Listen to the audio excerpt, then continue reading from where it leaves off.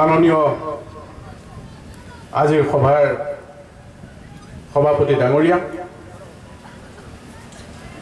জমিয়ত উলেমাই হিন্দৰ সভাপতি ডাঙৰীয়া, জমিয়ত উলেমাই হিন্দৰ উত্তৰ প্ৰদেশৰ সন্মানীয় সভাপতি ডাঙৰীয়া,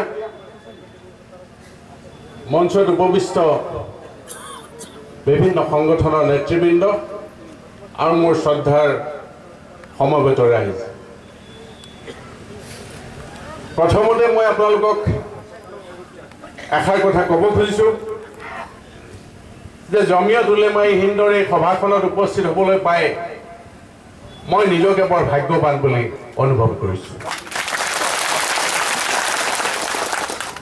কাৰণ মই যিমান দূৰ জানো যে ভাৰতবৰ্ষ যেতিয়া স্বাধীনতা হৈছিল তাৰ পিছত যেতিয়া ভাগ বাটোৱাৰাৰ কথা আহিছিল, দেশ বিভাজনৰ কথা আহিছিল, যেতিয়া মুছলিম লীগে পাকিস্তান সৃষ্টিৰ হকে জোৰদাৰ তেওঁলোকে প্ৰপেগাণ্ডা আৰম্ভ কৰিছিল, সেই সময়ত জমিয়তে কৈছিল নহয়, ভাৰতখন এক হৈ থাকিব লাগে।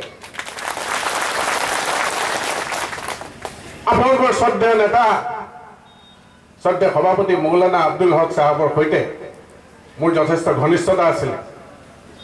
পৰাগ কুমাৰ দাস, অজিত কুমাৰ ভূঞা, আমি একেলগে সংগ্ৰাম কৰিছিলোঁ। মানৱ অধিকাৰ সংগ্ৰাম সমিতি বুলি এটা অনুষ্ঠান, আমি মানৱ অধিকাৰ এটা সংগঠন আমাৰ আছিলে, আমি প্ৰতিষ্ঠা কৰিছিলোঁ। আৰু হক চাহাবৰ সৈতে আমি সেই সময়ত মিলিজুলি কাম কৰিছিলোঁ, একেটা আছিলে সদস্য। তাৰপিছত গছ আছিলে গণতান্ত্ৰিক অধিকাৰ সংগ্ৰাম সমিতি, য'ত হীৰেণ গোহাঁই ডাঙৰীয়া, মৌলানা হক চাহাব, শৰৎ সিংহ ডাঙৰীয়া সকলো একত্ৰিত হৈছে। সেই কথাবিলাক আজি মোৰ মনলৈ আহিছে। তেতিয়া মই নিশ্চিতভাৱে কম বয়সে আছিলোঁ, এতিয়াতকৈ বহু সৰু আছিলোঁ। যিয়ে নহওক, মোৰ সেই কথাবোৰ মনলৈ আহিছে। মোৰ ভাল লাগিছে যে আজি সেই জমিয়তৰ সভাথলীত মোক আমন্ত্ৰণ কৰা হৈছে, আপোনালোকক সন্মুখত থিয় হ'বলৈ সুবিধা দিয়া হৈছে। গতিকে মই জমিয়তক পুনৰবাৰ মোৰ আন্তৰিক ধন্যবাদ জনাইছোঁ। আপোনালোকে জানে যে অসমত এতিয়া এটা সাংঘাতিক ধৰণৰ ৰাজনৈতিক পৰিস্থিতি সৃষ্টি কৰা হৈছে। যোৱা কেইবাটাও মাহ ধৰি মই অসমৰ বিভিন্ন অঞ্চলত, বিশেষকৈ চৰ চাপৰিবিলাকত, সংখ্যালঘু বসতি প্ৰধান অঞ্চলবিলাকত সভা সমিতি কৰিছোঁ, যথেষ্ট ডাঙৰ ডাঙৰ সভা। আৰু প্ৰতিখন সভাত মই দেখিছোঁ যে মানুহখিনিক আজি বছৰ বছৰ ধৰি শোষণ কৰা হৈছে, ৰাজনৈতিকভাৱে, সামাজিকভাৱে, সাংস্কৃতিকভাৱে। আৰু সেইকাৰণে আমি কিছুমান মানুহ একত্ৰিত হৈ চিন্তা কৰিছোঁ যে এই মানুহখিনিৰ হৈ আমি মাত মতা উচিত। কাৰণ আমি দেখি আহিছোঁ স্বাধীনতাৰ পিছৰ পৰা, যেতিয়াৰ পৰা আমি জনা বুজা হৈছোঁ, যেতিয়াৰ পৰা আমাৰ বুজা হৈছোঁ, এই কথাবিলাক আমি লক্ষ্য কৰিছোঁ যে অসমখন শংকৰদেৱ, আজান ফকীৰ, মাধৱদেৱৰ দেশ। অসমত কেতিয়াও ধৰ্মৰ নামত কোনো ৰাজনীতি হোৱা নাছিল। হিন্দু, মুছলমান আৰু অন্যান্য ধৰ্মৰ মানুহ আমি একেলগে বসবাস কৰোঁ, মিলা প্ৰীতিৰে থাকোঁ, ইজনে সিজনৰ দুখত সমভাগী হওঁ, এজনৰ অসুবিধা হ'লে, কিবা অন্যায় হ'লে আমি একেলগে প্ৰতিবাদ কৰোঁ, চিঞৰোঁ। আজি সেই পৰিৱেশ অসমত নাইকিয়া কৰিবলৈ ষড়যন্ত্ৰ কৰা হৈছে। আজি মানুহৰ চিনাকি দিয়া হয়, এওঁ মুছলমান, এওঁ হিন্দু। কি কাৰণে কৰা হৈছে? আপোনালোকে বেয়া নাপাব, মই কিছুমান কথা খোলাকে কওঁ, লোকভাগ নকৰোঁ, কোনোবাই বেয়া পালে মই ক্ষমা বিচাৰিছোঁ। এই গোটেই পৰিৱেশটো সৃষ্টি কৰাত প্ৰথম দুখটো যাব আপোনালোকৰ সকলোৰে পৰিচিত কংগ্ৰেছ নামৰ এই ৰাজনৈতিক দল। বছৰ বছৰ ধৰি আপোনালোকক শোষণ কৰিলে ৰাজনৈতিকভাৱে। নিৰ্বাচনৰ সময়ত আপোনালোকৰ ওচৰলৈ আহে, ভোট বেংক হিচাপে সংখ্যালঘুসকলক ব্যৱহাৰ কৰে। ভোট যোৱাৰ পিছত চৰকাৰে ধন ঘটে, ক্ষমতা তেওঁলোকে দখল কৰে, কিন্তু সংখ্যালঘু ৰাইজৰ সমস্যালৈ তেওঁলোকে ঘূৰি চাবলৈ সময় নাপায়। আপোনালোকৰ শিক্ষা, আপোনালোকৰ স্বাস্থ্য, আপোনালোকৰ চিকিৎসা ব্যৱস্থা, এই সকলোবিলাকৰ প্ৰতি কংগ্ৰেছে কাণ খাই নিদিয়া হয়। খহনীয়া, বানপানী, এইবিলাক সমস্যাটো আছেই। আজি যোৱা বেছি আগলৈ যাব নালাগে, যোৱা 15টা বছৰ, এই বিজেপি চৰকাৰৰ আগৰ 15টা বছৰ আমাৰ কংগ্ৰেছে শাসন কৰি কি দিলে অসমৰ সংখ্যালঘু মানুহক মই বাকীখিনি বাদেই দিছোঁ একো দিব নোৱাৰিলে কেৱল ভাষণৰ বাহিৰে ফুলজাৰিৰ বাহিৰে নহ'লে আজি আপোনালোকে এইদৰে সমবেত হৈ নিজৰ অধিকাৰৰ কাৰণে একত্ৰিত হৈ চিঞৰ বাখৰ কৰিবলগীয়া অৱস্থা অসমত নহ'লহেঁতেন আৰু এটা দল আছে সেইটো আপোনালোকৰ একাংশ মানুহে ক্ষমতাৰ বাবে আপোনালোকক ব্যৱহাৰ কৰিবৰ বাবে সেই দলটো সৃষ্টি কৰিছে AIUDF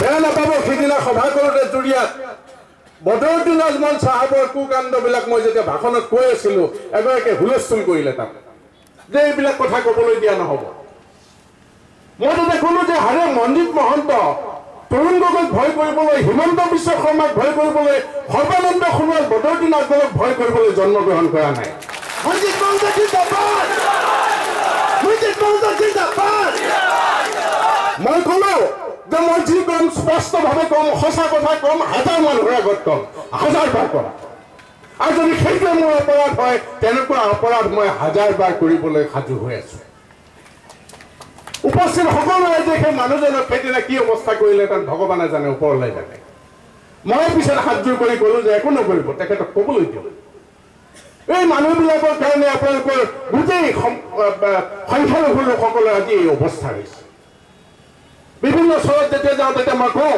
মানুহ সোধোঁ যে আপোনালোকে কিয় তলা চাবিত ভোট দিয়ে কি পায় আপোনালোকে কি পালে আজিলৈকে বহুতে কয় নাই ছাৰ তেওঁ আমাৰ কাৰণে দোৱা কৰে বোলো বৰ ভাল কথা কি কৰে নে আমাক কয় যে আমি বেহেষ্টত যাম মই বোলে বন্ধু আপোনালোক পৃথিৱীত থাকোঁতে মানুহৰ নিচিনাকৈ জীয়াই থাকিব পৰা নাই মৃত্যুৰ পিছত আপোনালোকে নৰকতে যায় নাই বেহেষ্টতে যায় কোনো বদৰুদ্দিন আজমলক কোনেও ঠিকা দি থোৱা নাই আপোনালোক মানুহ হিচাপে জীয়াই থকাৰ দাবী কৰক প্ৰথমতে যে আমাক জীয়াই থকাৰ ন্যূনতম সা সুবিধা দিয়া আমাক উচ্ছেদৰ বিৰুদ্ধে মানুহক একত্ৰিত কৰা তুমি ৰাজনৈতিক নেতৃত্ব দিয়া আমাৰ বান গৰাখহনীয়া সমস্যা সমাধানৰ কাৰণে তুমি আগবাঢ়ি আহা তেতিয়াহে তুমি আমাৰ নেতা হ'ব পাৰিবা কিন্তু বদৰুদ্দিন আজমল ডাঙৰীয়াৰ সেইবিলাকলৈ সময় নাই সিদিনা কৈছোঁ আপোনালোকে নিশ্চয় জানে শেহতীয়াকৈ আজমল ডাঙৰীয়াই ভাৰতবৰ্ষৰ প্ৰতিটো বিমানবন্দৰত সেইটো ৰাষ্ট্ৰীয় হওক আন্তঃৰাষ্ট্ৰীয় হওক প্ৰতিটো বিমানবন্দৰত তেওঁ আগৰৰ ব্যৱসায়ৰ কাৰণে একোটা শ্ব'ৰুম চৰকাৰৰ পৰা লাভ কৰিছে মই যেন কৈছোঁ যে নৰেন্দ্ৰ মোদী ডাঙৰীয়াৰ সৈতে বদৰুদ্দিন আজমলৰ গোপন বুজাবুজি আছে যদি বুজাবুজি নাথাকে তেতিয়াহ'লে ভাৰতবৰ্ষৰ প্ৰতিটো বিমানবন্দৰত কেনেকৈ তেওঁ একোটা ব্যৱসায়ৰ কাৰণে কোঠা লাভ কৰিব পাৰিব নেকি কোনোবাই এটা হ'লে মই মানি ল'লোহেঁতেন 5টা হ'লে মানি ল'লোহেঁতেন 10টা হ'লে মানি ল'লোহেঁতেন কিন্তু প্ৰতিটো বিমানবন্দৰতে যেতিয়া বদৰুদ্দিন আজমলে আগৰৰ ব্যৱসায়ৰ কাৰণে দোকানৰ কোঠা পালে তাৰ পৰা স্পষ্ট হৈ গ'ল যে বদৰুদ্দিন আজমল আচলতে সংখ্যালঘুৰ নেতা নহয় তেওঁ সংখ্যালঘুৰ নামত দালালি কৰি আছে ৰাজনৈতিক দালালি এই মানুহবিলাকক আপোনালোকে চিনাক্ত কৰিব লাগিব মই কোৱা নাই যে মুছলমান তেওঁ মৌলানাক যথেষ্ট শ্ৰদ্ধা কৰোঁ ধৰ্মীয়ভাৱে তেখেতে যি কৰিছে ভাল কথা কিন্তু ৰাজনৈতিক খেলৰ নামত অসমৰ সহজ সৰল সংখ্যালঘু মানুহৰ ওপৰত এই ধৰণে ৰাজত্ব কৰিবলৈ দিয়া নহ'ব কোনো বদৰুদ্দিন আজমলক দিয়া নহ'ব মই আজি মুকলিকৈ আপোনালোকৰ আগত কৈ গ'লোঁ আমি থিয় হ'ম আপোনালোকৰ লগত এটাৰ পিছত এটা দল আহিছে এটাৰ পিছত এটা চৰকাৰ আহিছে সকলোৰে এটাই লক্ষ্য যে ব্যৱহাৰ কৰ আৰু দলিয়াই দে ইউজ এণ্ড থ্ৰো এইবাৰ আহিল বিজেপি চৰকাৰ আচলখন এতিয়াহে মই ক'বলৈ লৈছোঁ বিজেপি চৰকাৰ আহি কি ক'লে বহুত আশা দিলে অসমৰ মানুহক অমুকটো হ'ব তমুকটো হ'ব জাতি মাটি ভেটি ৰক্ষা হ'ব এতিয়া জাতি যায় যায় মাটি যায় যায় সকলোৰে ভেটি যায় যায় এজন আছে আপোনালোকে নামটো জানে খুব লম্ফ জম্ফ কৰি থাকে কংগ্ৰেছত আছিল ডেকা ল'ৰা মোতকৈ বহুত সৰু বয়সত হিমন্ত বিশ্ব শৰ্মা তেওঁ কৈছে যে নাগৰিকত্ব আইনখন সংশোধন কৰিব লাগে আৰু অসমৰ পাছত মুছলমান খেদিব লাগে আৰু ৭১ চনৰ পিছত যিমান হিন্দু বাংলাদেশী আছে অসমলৈ আনিব লাগে কিয় আনিব লাগে এই অসমীয়া জাতি বোলে তেতিয়াহে ৰক্ষা কৰিব নহ'লে অস্তিত্ব বিপন্ন মোৰ সুধিবলৈ মন গৈছে আৰু তাক জনাই দিবলৈ মন গৈছে ইয়াৰ পৰাই যে হিমন্ত বিশ্ব শৰ্মা ডাঙৰীয়া আমদানি কৰা হিন্দু বাঙালী বা খ্ৰীষ্টান মানুহলৈ অসমীয়া জীয়াই থাকিবলগীয়া অৱস্থা আজি হোৱা নাই আমাৰ লগত অসমৰ লাখ লাখ খিলঞ্জীয়া মানুহ আছে আমাৰ লগত অসমৰ অভিবাসী মুছলমান আছে আমাৰ লগত ৭১ চনৰ ২৪ মাৰ্চৰ আগলৈকে অহা লাখ লাখ মানুহ আমাৰ সৈতে একেলগে থিয় হৈ আছে আমি অসমীয়া জাতি জীয়াই ৰাখিম কোনো আমদানি কৰা হিন্দু বাঙালীলৈ আমি অসমীয়া উশাহ নিশাহ ল'বৰ প্ৰয়োজন হোৱা নাই এটা কথা মই কোৱা নাই ফেচবুকত কয় টুইটাৰত দেখিছোঁ মই হাঁহি উঠে মই সেইকাৰণে কওঁ ভাল পাওঁ তেওঁৰ নামটো হ'ল হিমন্ত বিশ্ব শৰ্মা HBS এজনে তাত লিখিছে ডেকা বন্ধু যে হিমন্ত বিশ্ব শৰ্মা নহয় HBS মানে মই সুধিলোঁ কি উত্তৰ দিলে হিন্দু বাংলাদেশী শৰ্মা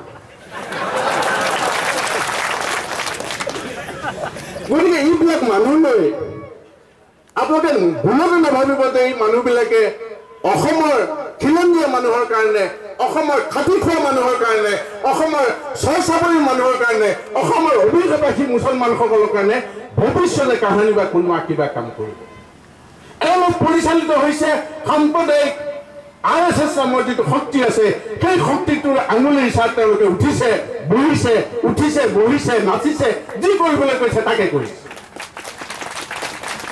আৰু সেই শক্তিবিলাকৰ সৈতে মিতিৰালি কৰিছে সংখ্যালঘুৰ নেতা বজৰুদ্দিন আজমল ডাঙৰীয়া গতিকে যিবিলাক শক্তিৰ কথা আমি কৈছোঁ এই মানুহবিলাক চিনাক্ত কৰক কোন আপোনালোকৰ শত্ৰু কোন আপোনালোকৰ মিত্ৰ কোনে আপোনালোকৰ হৈ মাত মাতিছে কোনে আপোনালোকৰ কাৰণে হাৰাৰি মাজে কাম কৰিছে এই কথাবিলাক আপোনালোকে বিবেচনা কৰিবলৈ আৰম্ভ কৰক কেৱল ভাষণ শুনি হাত চাপৰি দিলে নহ'ব ৰাস্তালৈ যাব লাগিব সন্মান কৰিব লাগিব আৰু আঙুলি তিয়াই সৰ্বানন্দহঁতক ক'ব লাগিব যে আমি অসমৰ মানুহ আমি অসমীয়া জাতিৰ একোটা অবিচ্ছেদ্য অংগ আমাৰ ফালে আঙুলি তোৱালে তোমালোকৰ নিষ্ঠা নহ'ব আমি একেলগে বান্ধি কোনো তোমালোকক অসমৰ পৰা খেদি দিম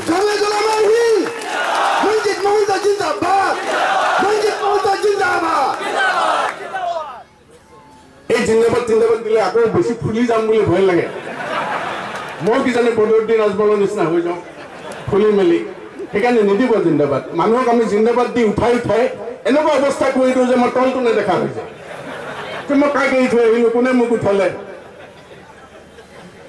এই কথাবিলাক যে মই কৈ আছোঁ মাজে মাজে হাঁহি ধেমালি কৰিম তেতিয়া ভাল পাব কিন্তু কথাবিলাক মই গুৰুত্ব সহকাৰে ল'ব আমি বাৰে বাৰে ঠগ খাইছোঁ আমাৰ কি নাই সকলো সম্পদ আছে অসমত তেল আছে চাহপাত আছে কয়লা আছে বনজ সম্পদ আছে ঘৰ আছে হাতী আছে বাঘ আছে আৰু আমাৰ ইমান ধুনীয়া হিন্দু আৰু মুছলমানৰ সম্প্ৰীতিৰ এনাজৰি আছে তাৰপিছতো আমাক শোষণ কৰা হৈছে বাৰে বাৰে আমি দিল্লীক হাত পাতিব লাগে দিয়া ভিক্ষা দিয়া মোৰ ব্ৰহ্মপুত্ৰৰ মথাউৰি বান্ধিব লাগে দিয়া ভিক্ষা দিয়া মোৰ অসমৰ গাঁৱৰ ল'ৰা ছোৱালীৰ কাৰণে শিক্ষা অনুষ্ঠান খুলিব লাগে লাজ লাগিব লাগে সৰ্বানন্দ সোণোৱাল তৰুণগগৈ বদৰুদ্দিন আজমলৰ ভিক্ষাৰ জলঙা জোকাই থাকিবলৈ আজি এজন অসমীয়া সাহস নহ'ল নেতাৰ যে মই দিল্লীক বুঢ়া আঙুলি দেখুৱাই কৈ দিম খবৰদাৰ তেল চাহ সকলো বন্ধ কৰি দিম তোমালোকে যদি অসমীয়া মানুহৰ প্ৰতি দপদপনি চলাই থাকা আমাক এজন নেতা লাগিব তেনেকুৱা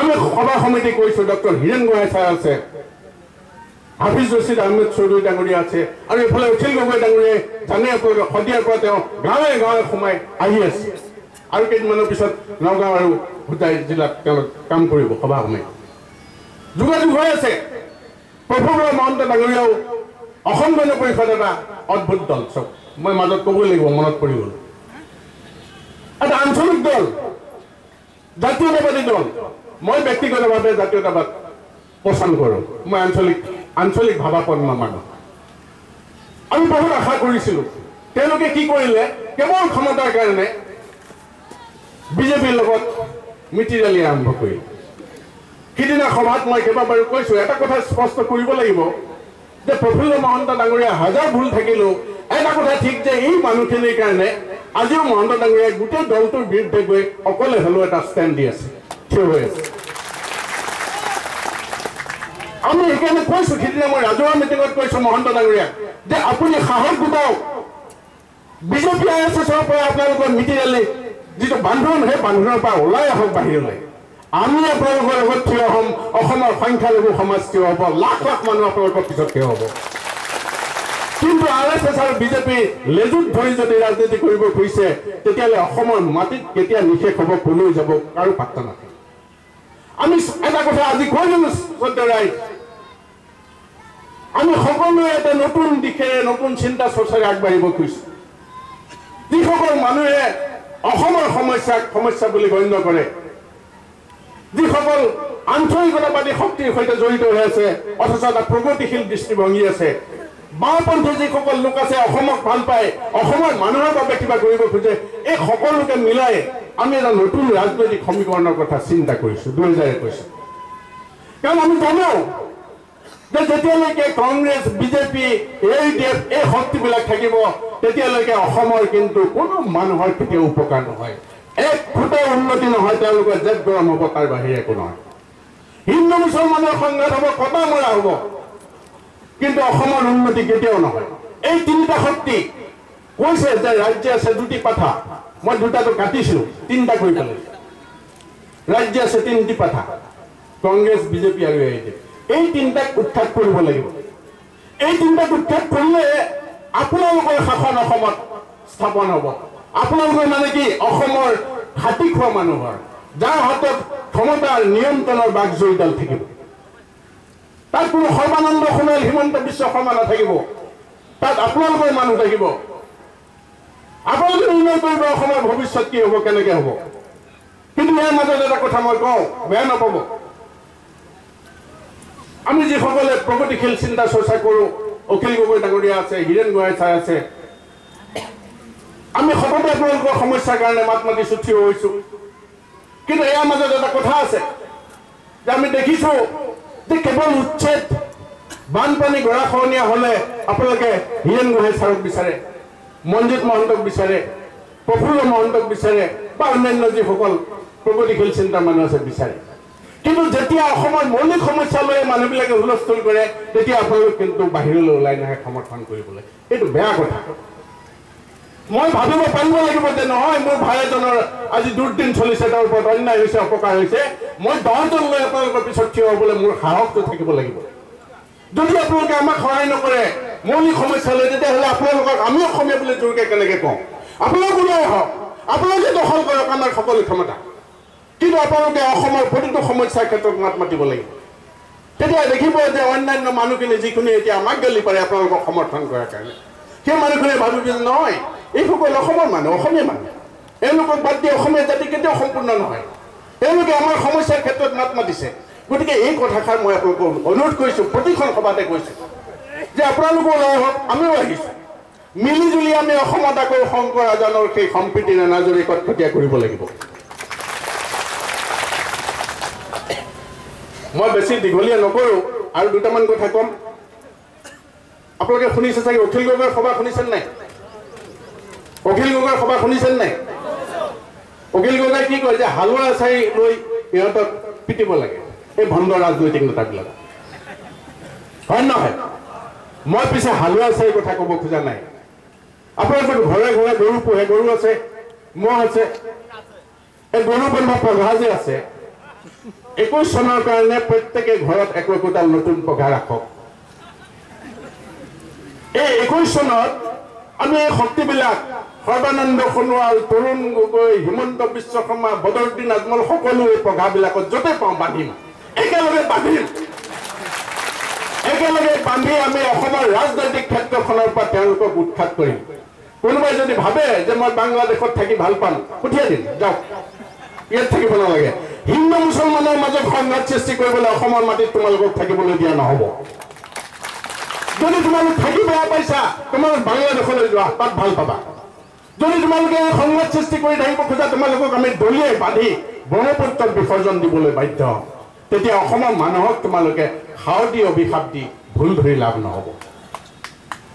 এটা খুব মনত পৰিলে কৈ থওঁ, পাহৰি যাম। এটা খুব দুখজনক ঘটনা ঘটিছে, আপোনালোকে দেখিছে নিশ্চয় কাগজত।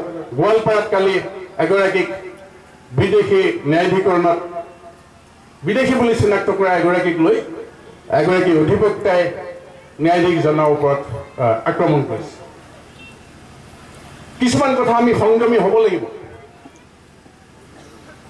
যদি আইনে কাৰোবাক বিদেশী বুলি কৈছে, তাৰতো ৰাস্তা আছে, এপিল কৰিব পাৰিব। উচ্চ ন্যায়ালয় আছে, উচ্চ ন্যায়ালয়ত নহ'লে উচ্চতম ন্যায়ালয় আছে, তাতো নহ'লে ৰাইজৰ দৰকাৰ আছে, ৰাইজতকৈ ওপৰত একো নহয়। কিন্তু সেই বুলি এজন অধিবক্তাই ন্যায়াধীশক ধৰি পিটিব গৰুলা গৰুলকে, এই কথাষাৰ ভাল হোৱা নাই। মই গৰিহণা দিছোঁ। আৰু এটা কথা মনত ৰাখিব, মই আগতেও কৈছোঁ, আজি আকৌ কওঁ যে ৭১ চনৰ ২৪ মাৰ্চৰ পিছত অহা হিন্দু, বঙালী, অন্য যি হওক মুছলমান, কাকো ইয়াত কোনেও ৰাখিব নোৱাৰিব। কিন্তু এই কথাষাৰ মই স্পষ্ট কৰি দিছোঁ, কোনেও ৰাখিব নোৱাৰিব বিচাৰিলেও। আৰু ৭১ চনৰ ২৪ মাৰ্চৰ অহা আগতে অহা কাৰোবাক যদি কোনোবাই সৰ্বা হিমন্দই খেলিব খোজে, আমি সন্মুখত থিয় হ'ম, কাকো ইয়াৰ পৰা পঠিয়াব নোৱাৰিব। সেইকাৰণে কৈছোঁ যে যাক বিদেশী বুলি, তেওঁৰ যদি স্বদেশী কোনো নথি পত্ৰ নাই, তেওঁ যদি প্ৰমাণ কৰিব নোৱাৰে নিজক, তেওঁ যদি ৭১ চনৰ ২৪ মাৰ্চৰ পিছত অহা মানুহ, তেতিয়াহ'লে তেওঁক ৰক্ষণাবেক্ষণ দিবলৈ চেষ্টা নকৰিব। অনুগ্ৰহ কৰি এইটোৱে সংঘাত সৃষ্টি কৰিব। আৰু সেইটোৱে চৰকাৰে বিচাৰিছে, বিজেপি RSS এই সংঘাতটোৰ সৃষ্টি হ'লে তেওঁলোক সুবিধা পাব ৰাজনৈতিকভাৱে, সেইটোকে বিচাৰিছে তেওঁলোকে কৰিবলৈ। গতিকে মই আপোনালোকক অনুৰোধ কৰিছোঁ যে সংযমী হওক। আৰু কোনো ধৰ্মগ্ৰন্থই কেতিয়াও এই শিক্ষা আমাক দিয়া নাই যে আমি আইন হাতত তুলি ল'ব লাগে, হিংসা কৰিব লাগে, এই কথাবিলাক নাই। আমি মিলিজুলি থাকিব লাগে। আমাৰ লক্ষ্য এটাই হ'ব লাগে যে আমি ৰাজনৈতিক শোষণৰ পৰা মুক্ত হ'ব লাগে। অসমৰ সামাজিক যিটো বাতাবৰণ, সেইটো নিষ্প্ৰমুখ কৰিব লাগে, সুন্দৰ কৰিব লাগে। শংকৰ ৰাজানৰ যিবিলাক বাণী আছিলে, সেই বাণীবিলাক আমি মনত পেলাই অসমখনক আগুৱাই লৈ যাব লাগে, একতাৰ দোলে। আমাৰ লক্ষ্য সেইটো হোৱা আছে। গতিকে শ্ৰদ্ধেয় ৰাইজ, মই আগতেই বাৰে বাৰে কৈ আছে মিটিংখন আৰু অন্য কিবা আছে, গতিকে মই দীঘলীয়া নকৰোঁ। আৰু বক্তা আছে, বহুত ভাস্কতি আছে। মই আপোনালোক আটাইকে ধন্যবাদ জনাইছোঁ। আৰু এটাই অনুৰোধ কৰিছোঁ যে আপোনালোক শংকিত নহ'ব, আপোনালোক হতাশ নহ'ব, আপোনালোকে কেতিয়াও ভয় নকৰিব যে আমাৰ কিবা হ'ব, আমাক ইয়াৰ পৰা কোনোবাই খেদিব। কোনোবা মুছলমান লোকক বাংলাদেশী বুলি খেদাৰ আগতে মই আজি কথা দি গ'লোঁ যে মোক সন্মুখত আগতে মোক খেদিব লাগিব যদি কাৰোবাৰ সাহস আছে। ২৪ মাৰ্চৰ আগত অহা কাৰোবাক খেদাৰ যদি সাহস কোনোবাই কৰে, প্ৰথম মোক খেদি ল'ব লাগিব। সেইখিনি কথা মই আপোনালোকক কৈছোঁ। আৰু অনুৰোধ কৰিছোঁ যে আমি যিটো প্ৰয়াস কৰিছোঁ, সকলোকে এক কৰিবৰ কাৰণে সকলোকে এক কৰিব লাগিব। আৰু যেতিয়ালৈকে ৰাজনৈতিক শক্তি হাতত নাহিব, যেতিয়ালৈকে আপোনালোকে নিজৰ অধিকাৰ হাতলৈ কাঢ়ি আনিব নোৱাৰিব, তেতিয়ালৈকে কিন্তু আমাৰ সমস্যা কোনেও সমাধান কৰি নিদিয়ে। আমাৰ সমস্যা আমি মিলিজুলি সমাধান কৰিব লাগিব। ইয়াত হিন্দু মুছলমানৰ কথা নাই। এই উচ্ছেদ যে চলিছে কেৱল মুছলমান বুলি নহয়, এই উচ্ছেদ চলিছে ঢকুৱাখানাতো চলিছে খিলঞ্জীয়া মানুহৰ ঘৰত, এই উচ্ছেদ চলিছে হাজোত, সকলোতে চলিছে। গুৱাহাটীৰ বিভিন্ন অঞ্চলত জাননী জাৰি কৰা হৈছে। গতিকে এই কথাবিলাক আপোনালোকে এইটো নল'ব যে অকল মুছলমানক খেদিব খুজিছে। সকলোতে এই হাতোৰা চলিছে, এই ষড়যন্ত্ৰ আৰম্ভ হৈছে। এই ষড়যন্ত্ৰৰ বিৰুদ্ধে আমি উমৈহতীয়া যুঁজ দিব লাগিব একত্ৰিত হৈ। তাৰ কাৰণে সাজু হওক আৰু সকলো ওলাই হওক। এটাই মনত চিন্তা ৰাখিব যে মই অসমৰ মানুহ, মই অসমীয়া জাতিৰ এটা অবিচ্ছেদ্য অংগ। মোৰ ফালে আঙুলি তোৱালে এই মানুহবিলাকে মোক ৰক্ষা কৰিব। এইটো সাহস, এইটো মনৰ পৰা আপোনালোকে ভাবি লওক। আমি থিয় হ'ম, হীৰেণ গোহাঁই ছাৰ হ'ব, মই হ'ম, অখিল গগৈ ডাঙৰীয়া আছে, প্ৰফুল্ল মহন্ত ডাঙৰীয়াটো টানি আজৰি লৈ আহিম দৰকাৰ হ'লে। আমি থিয় হ'ম আপোনালোকৰ লগত। কিন্তু আপোনালোক হতাশ নহ'ব, শংকিত নহ'ব। আৰু RSS বিজেপি নিচিনা শক্তিক আপোনালোকে কেতিয়াও ভয় নকৰিব। কাৰণ RSS বিজেপি এমুঠি মানুহৰ শক্তি, কিন্তু অসমৰ মানুহৰ সিহঁতে উমৈহতীয়া শক্তি আজিও কল্পনাই কৰিব পৰা নাই। যিদিনা ৰাস্তালৈ ওলাব অসমৰ লাখ লাখ মানুহ, সেইদিনা কেনি পেলাব RSS, কেনি পেলাব বিজেপি, তাৰ এতিয়াও কোনো পাত্তা পোৱা নাই। সেইদিন আহি আছে। আৰু সেইদিনলৈ আপোনালোকে অধীৰ অপেক্ষাৰে আপোনালোকে সাজু হওক, অপেক্ষা কৰক সেইদিন চাবৰ কাৰণে। অতি শীঘ্ৰে আহিব, মই আপোনালোকক কৈ থলোঁ আজি। আৰু দেখিব যে সকলোকে লৈ অসমৰ মানুহে এটা নতুন চিন্তাৰে আগবাঢ়িব। এইখিনিকে কৈ মোৰ বক্তব্য সামৰিছোঁ। ধন্যবাদ। জয় আই অসম। ধন্যবাদ মহন্ত ডাঙৰীয়া, তেখেতে যি মূল্যৱান ভাষণ ৰাখিছে।